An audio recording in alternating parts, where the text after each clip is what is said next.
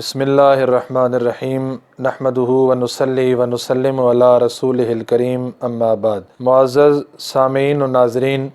اللہ رب العزت کا شکر اور اس کا احسان عظیم ہے کہ اس نے ہمیں دین کی مناسبت سے بات کرنے اور سننے کے لیے قبول فرمایا۔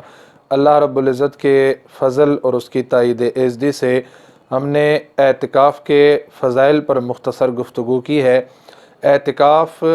امام الانبیاء حضور نبی کریم صلی اللہ علیہ وسلم کی سنت ہے، اور رمضان المبارک کے اخیر عشرہ میں جیسے آپ صلی اللہ علیہ وسلم نے جس مواظبت، ہمیشگی اور دوام کے ساتھ اس سنت کا اہتمام فرمایا، اس سے پتہ چلتا ہے کہ یہ سنت مؤکدہ علی الکفایہ ہے۔ جیسے جنازہ فرض کفایہ ہے، اگر دو چار آدمی محلے کی طرف سے چند لوگ پڑھ لیتے ہیں تو پورے محلے کی طرف سے ہو جاتا ہے، لیکن اگر کوئی بھی نہیں پڑھتا تو پورا محلہ، پورے علاقے والے گناہ گار ہوتے ہیں۔ بالکل اسی طرح اعتکاف جو رمضان کے اخیر عشرے کا اعتکاف ہے، یہ سنت مؤکدہ علی الکفایہ ہے۔ اگر چند لوگ بیٹھ جائیں گے تو پورے محلے کو اس کی برکتیں حاصل ہو جائیں گی، لیکن اگر پورے محلے میں سے خدا نخواستہ کوئی بھی نہیں بیٹھتا تو پورا محلہ برکتوں اور رحمتوں سے محروم رہے گا۔ باقی اعتکاف کی حالت میں بہت سے مسائل ایسے ہیں جن کا ہمیں از حد خیال کرنا چاہیے، زیادہ سے زیادہ اس کا خیال کرنا چاہیے۔ جیسا کہ اعتکاف کے شروع ہونے کی مدت اور ختم ہونے کی مدت، پھر نیت کا معاملہ، کہ مثال کے طور پہ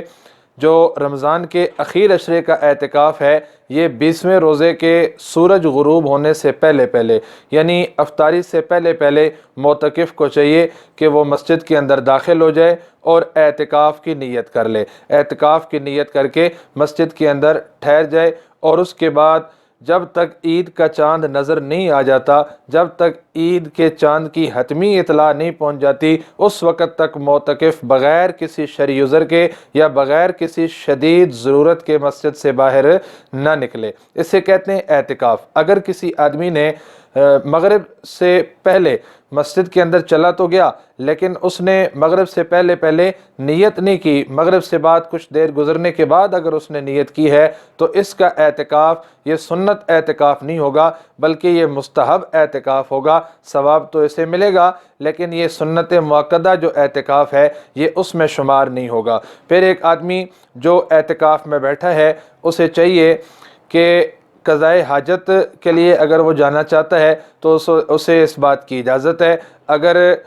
تلاوت کے لیے، ذکر اذکار کے لیے وضو کرنا ہے، یا باوضو رہنے کے لیے بھی اس نے وضو کرنا ہے، تو اسے باہر جانے کی اجازت ہے، اس لیے کہ اعتکاف کے دوران معتکف کے لیے باوضو رہنا بھی مسنون ہے۔ اس وضو کے لیے بھی جا سکتا ہے، فرض نماز کے وضو کے لیے اگر باہر جانا چاہے تو جا سکتا ہے، واجب غسل کے لیے اگر باہر جانا چاہتا ہے تو جا سکتا ہے، لیکن اس کے علاوہ کسی بھی شدید ضرورت کے بغیر یا کسی بھی شرعی عذر کے بغیر کوئی آدمی اگر جائے اعتکاف سے یعنی مسجد سے باہر نکلتا ہے، اور کوئی عورت اپنے معتکف سے یعنی اس اعتکاف کے ساتھ خاص کمرے یا خاص جگہ سے باہر نکلتی ہے، تو اس کا اعتکاف فاسد ہو جائے گا، اس کا اعتکاف ٹوٹ جائے گا۔ اسی طرح اگر ایک آدمی ایسی مسجد کے اندر بیٹھتا ہے، عموماً کوشش یہ ہونی چاہیے کہ ایسی مسجد کے اندر بیٹھیں جہاں پانچوں نمازیں جماعت کے ساتھ، اذان اقامت کے ساتھ ادا ہوتی ہوں، تاکہ وہ پورے فوائد اور ثمرات انسان کو اعتکاف کے حاصل ہوں۔ لیکن مثال کے طور پہ ایک آدمی دیہات کی یا چھوٹے قصبے کی کسی ایسی مسجد میں بیٹھا کہ جہاں پر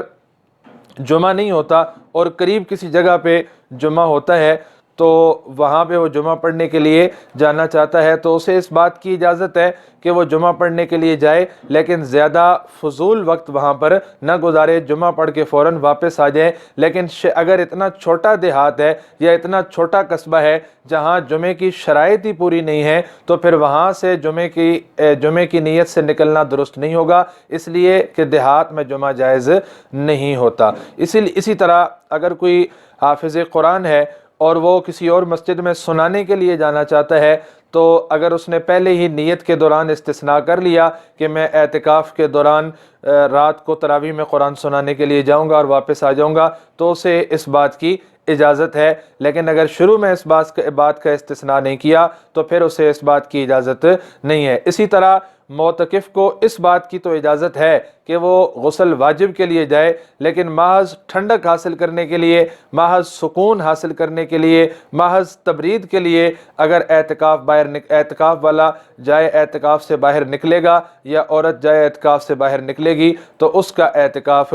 فاسد ہو جائے گا۔ ہاں البتہ اگر کوئی آدمی قضائے حاجت کے لیے واش روم گیا اور وہاں ساتھ ہی ٹینکی پانی کی موجود تھی، وہاں ساتھ ہی بالٹی موجود تھی، غسل کا انتظام صاف ستھرے ماحول میں موجود تھا، اس نے ضمناً غسل بھی کر لیا تو پھر اس کا اعتکاف فاسد نہیں ہوگا۔ یا معتکف وضو کے لیے باہر نکلا ہے، واش روم جانے کے لیے باہر نکلا ہے، کسی نے سمجھداری کی اور وہیں قریب پانی صاف ستھرا رکھ دیا اور اس نے ضمناً غسل کر لیا تو اس سے بھی کوئی فرق نہیں پڑے گا۔ یا اگر کوئی آدمی اس انداز سے ہاتھ دھونے کے لیے، منہ دھونے کے لیے باہر نکلتا ہے کہ وہ ہاتھ منہ دھوتا ہے مسجد کے اندر کھڑے ہو کر لیکن پانی باہر گرتا ہے تو اس سے بھی اس کا اعتکاف فاسد نہیں ہوگا۔ ان چیزوں کا خیال کرنا چاہیے۔ باقی فقہاء نے یہاں تک اجازت اور گنجائش دی ہے کہ اگر کوئی معتکف ہے، اعتکاف میں بیٹھا ہے، اس کا کھانا پہنچانے والا کوئی نہیں ہے، کھانا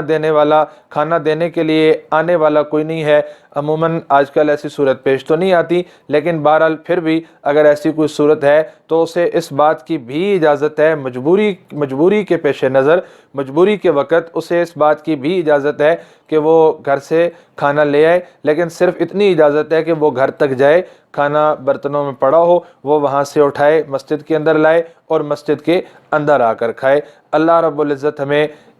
اس فضیلت سے اور اس عبادت سے پوری طرح مستفید ہونے کی توفیق نصیب فرمائے۔ وما علینا الا البلاغ۔ امین ذی وقار،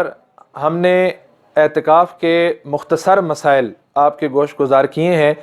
مرد اور عورت دونوں کے حوالوں سے اور دونوں کے متعلقہ مسائل، لیکن پھر بھی یقیناً بہت سے اہم مسائل جو ہمیں آپ کو پیش آتے ہیں وہ رہ گئے ہیں۔ اگر کوئی مسئلہ ایسا آپ کو پیش آئے تو وہ ضرور آپ کامنٹس سیکشن میں پوچھ لیں، یا ہمارا واٹس ایپ نمبر سکرین پہ آ رہا ہوتا ہے، آپ اس پہ وائس نوٹ بھیج کے آپ پوچھ سکتے ہیں،